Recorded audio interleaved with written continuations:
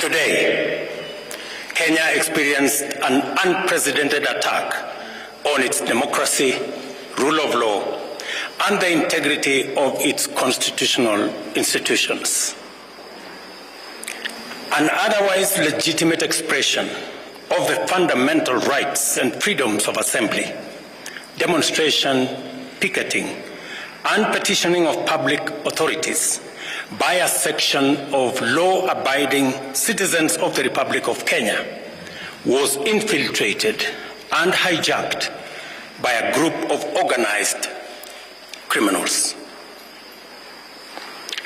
Most regrettably, today's attack on Kenya's constitutional order has resulted in the loss of lives, also destruction of property and desecration of institutions and emblems of our sovereignty. Today's events mark a critical turning point on how we respond to grave threats to our national security.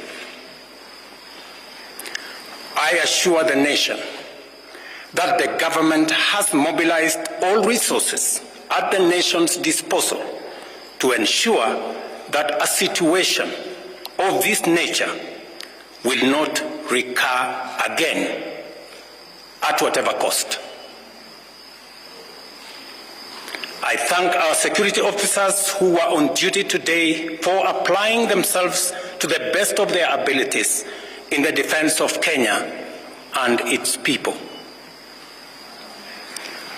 Accordingly, I have directed all the organs of our national security to deploy measures to thwart any attempt by dangerous criminals to undermine the security and stability of our country.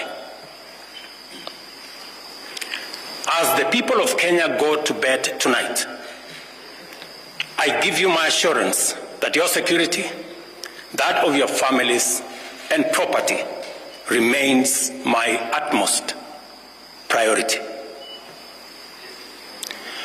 To the young people of Kenya, who I must thank for helping our country organize our democratic discourse around issues, I thank you and assure you that the conversation you have begun around pertinent issues of our nation will continue to inform our policy and governance decisions.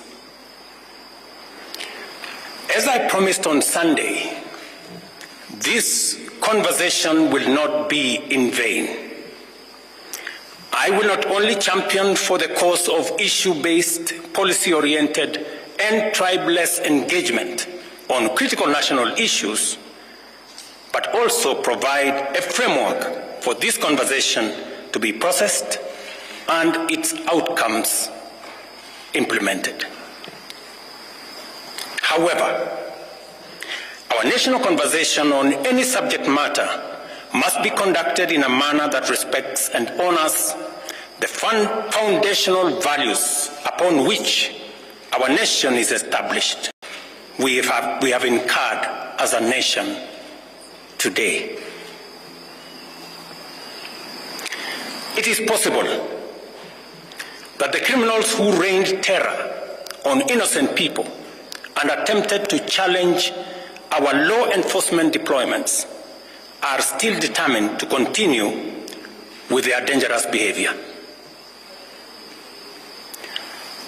I assure the nation of the government's determination to fulfill its constitutional duty of protecting the people of Kenya against all forms of harm.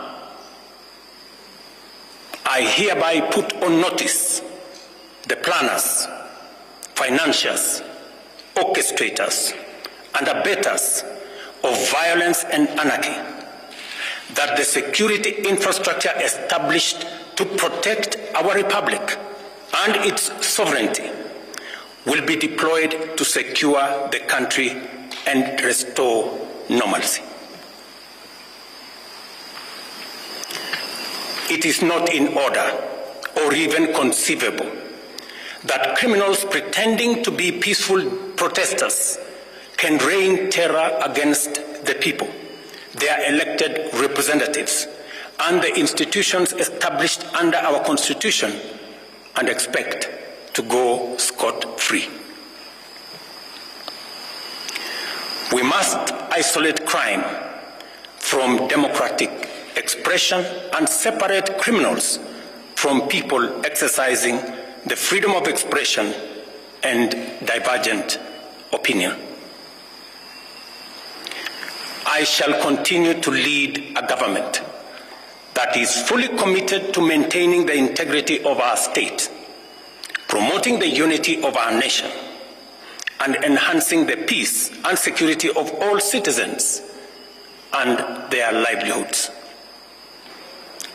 I am bound under sacred constitutional mandate to respect, uphold, and defend the Constitution of Kenya, which declares that all sovereign power belongs to the people, and that this power shall be exercised only in accordance with the Constitution. The government will therefore uphold its constitutional mandate to secure our nation and its development, and shall treat every threat to national security and the integrity of our state as an existential danger to our republic. Accordingly, I assure Kenyans that we shall provide a full, effective, and expeditious response to today's treasonous events. Thank you.